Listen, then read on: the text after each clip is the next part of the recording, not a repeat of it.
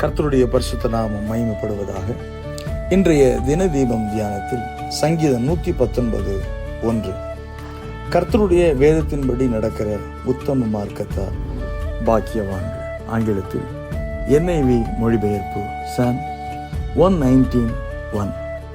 Blessed are they whose ways are blameless, who walk according to the law of the Lord.